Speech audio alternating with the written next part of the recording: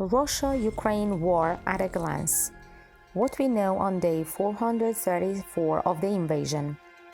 Russia launched a third nightly round of attacks on Kiev in 6 days. Authorities in the Ukrainian capital said on Wednesday, with a drone hitting a building in the Dnipropetrovsk region as Moscow steps up attacks on its neighbor. Ukraine's Air Force Command said its forces destroyed 21 of the 26 Iranian-made Shahed drones launched by Russia, while Kiev officials said air defense systems eliminated those sent over the city with no initial reports of casualties or destruction. At least 3 people have been killed and 5 wounded in a Russian strike on a supermarket in Kherson. A fuel storage facility near a key bridge in Russia's southwestern region of Krasnodar was on fire in the early hours of Wednesday, the regional governor said, but there were no initial reports of casualties. Russia's state-owned TASS news agency has reported that the fire at an oil facility in Volna was caused by the fall of a drone. Smoke from the fire can be seen from across the Kerch Strait in occupied Crimea. Ukrainian President Volodymyr Zelensky has said the White House did not advise him about the leak of highly classified U.S. intelligence documents that received widespread attention around the world last month. "I did not receive information from the White House or the Pentagon beforehand," Zelensky was quoted as saying in an interview with the Washington Post published on Tuesday. "It is unprofitable for us," he added. "It is not beneficial to the reputation of the White House, and I believe it is not beneficial to the reputation of the United States." Finnish media is reporting that Zelensky has arrived in Helsinki.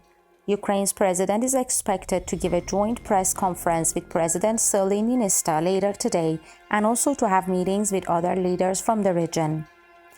A 20-year-old man from Mykolaiv has been detained under suspicion of aiding Russian forces by informing them about the bases of the Ukrainian defense forces in the region. Russia's security services claim to have foiled a plot to attack leaders of the Russian-imposed government in Crimea. TASS reports that the FSB named Roman Mashevets, deputy head of the Office of the President of Ukraine, as one of the architects of the plot without providing evidence. The FSB said it had detained 6 citizens of Russia and Ukraine, as well as a citizen of Ukraine and Bulgaria, involved in the transport of explosives and components of explosive devices. Ukraine has formed 8 new storm brigades to take part in a future counteroffensive amid growing speculation about its timing and whether it can inflict serious defeats on Russia. The Ukrainian Interior Ministry said it had fully formed initial brigades comprising up to 40,000 troops, but they would need further training before being ready to fight. An explosion derailed a freight train for the second day in a row in a Russian region bordering Ukraine on Tuesday, sending both the locomotive and some cars off the tracks, authorities said. It occurred in the western Bryansk region, which borders both Ukraine and Belarus. Russian officials say pro-Ukrainian sabotage groups have made multiple attacks there since 2022. The U.S. plans to announce as soon as Wednesday a new $300 million military aid package for Ukraine that will for the first time include a short-range air-launched rocket, 2 U.S. officials have said. The rockets could help Ukraine weaken Russian ground positions and provide advancing Ukrainian ground forces with air support for a spring offensive. New Zealand's government has announced an increase in its support for Ukraine. The country has provided training and humanitarian funds since the invasion began.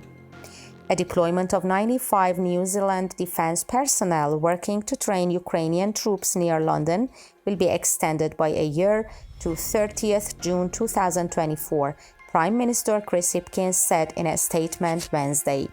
Russia's defense minister Sergei Shoigu said Tuesday his country was inflicting heavy blows to Ukraine across the entire front line, but the supply of weapons was crucial to success.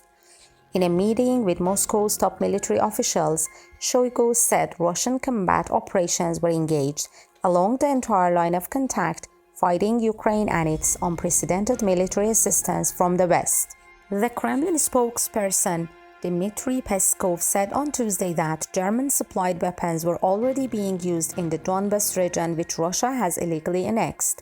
The German Chancellor Olaf Scholz said on Monday that Germany had insisted, like other NATO member countries, that the weapons it was supplying to Ukraine must not be used against Russian territory. The Donbas is not Russian territory.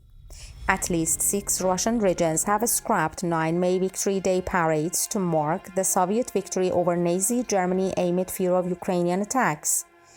The governor of Saratov, 400 miles from the border, announced that its parade was off because of safety concerns.